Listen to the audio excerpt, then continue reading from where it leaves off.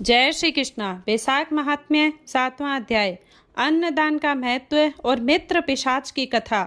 नारद जी ने कहा, हे राजन, मिथिला का राजा श्रुति कीर्ति यह देखकर आश्चर्यचकित रह गया।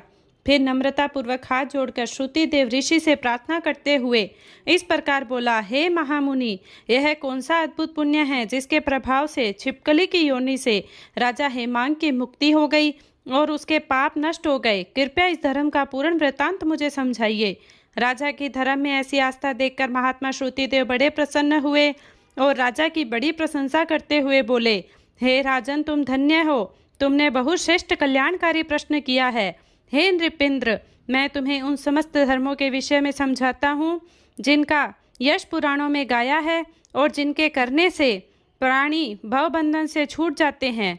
वैशाख मास में मनुष्य के करने योग्य जो धर्म है और जिनके प्रभाव से राजा हेमांग की मुक्ति हुई, वे यह है: जल से भरा घड़ा दान करना, स्थान स्थान पर प्याऊ लगवाना, कुआं, तालाब, बावड़ी आदि खुदवाना, यात्रियों के विश्राम के निमित्त धर्मशाला बनवाना, प्रतिदिन सूर्योदय से प्रथम ही स्नान कर लेना, तत्पश्चात भगवान विष्णु का विधि पूर्वक सुगंधित पुष्पों से पूजन करना, भगवान की कथा को श्रवण मनन करना, धूप से तपे हुए मार्ग पर चलने के कारण से थके हुए ब्राह्मणों की हवा करना, उन्हें विश्राम कराना तथा उन्हें ताप दूर करने वाले ठंडे पेय जैसे शरबत, लस्सी आदि पिलाना, धूप से बचने के लिए छतरी, जूता, खड़ाऊ आदि दान करना, शहद, ईख, कपूर, चंदन आदि तापहारी वस्तुएं दान करना, गौवों को घास खिलाना, फल, दही, नैवेद्य, सैया तथा सुगंधित वस्तुएं दान करना, अन्न या भोजन दान करना, दिन में न सोना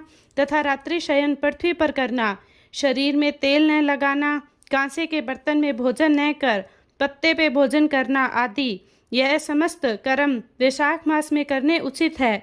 जो प्राणी ऐसा नहीं करते वे हेमांग की भांति ही कष्ट पाते हैं। जो स्त्रियां ऐसा नहीं करती वे पति, पुत्र आदि के सुख से वंचित रहती है। भूखे प्यासे को अन्न और जल का दान अवश्य करना चाहिए। न करने से पशु योनि की प्राप्ति होती है अथवा पिशाच बनकर भटकना पड़ता है। वैशाख मास में अन्न दान न करने से क्या गति होती है, इस संबंध में मैं तुम्हें एक कथा सुनाता हूँ जो मेरे सामने घटित हुई है।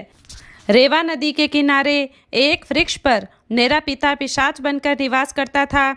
भूख प्यास से उसका शरीर शिथिल हो गया। धूप ताप से व्याकुल छायाहीन सेमल के वृक्ष के नीचे बैठा वह अत्यंत दुख को प्राप्त था। कुआं, तालाब आदि के शिथिल जल को वह पापी अपने कर्मों के कारण विष समझकर पान नहीं करता था।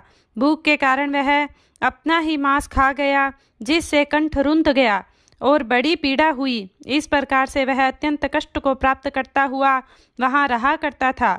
संयोगवश मैं गंगा स्नान को गया। मार्ग में रेवा नदी के तट से निकला तो वहीं सेमल का वृक्ष भी पड़ा।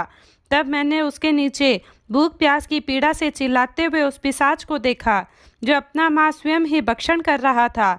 मुझे आता देख अपनी क्षुधा शांत करने के लिए वह पिशाच मेरी ओर दौड़ा, किंतु मेरे तेज से व्याकुल होकर पीछे हट गया और अत्यंत कंपित और भयातुर सा हो उसी वृक्ष की जड़ पर जा बैठा। तब उसे देखकर मुझे बड़ी दया उत्पन्न हुई। मैंने कहा, हे पिशाच, डरो मत। तुम कौन हो, कहाँ के हो और क्यों कर इस पिशाच योनि में प्राप्त हुए हो? तुम यदि सही सही सारा हाल मुझे बता दोगे तो मैं तुम्हें निश्चय ही इस पिशाच योनि से मुक्त कर दूंगा। मेरे इन वचनों को सुनकर उसे ढांढस बंधा, परंतु वह यह नहीं जान सका कि मैं उसी का पुत्र हूँ।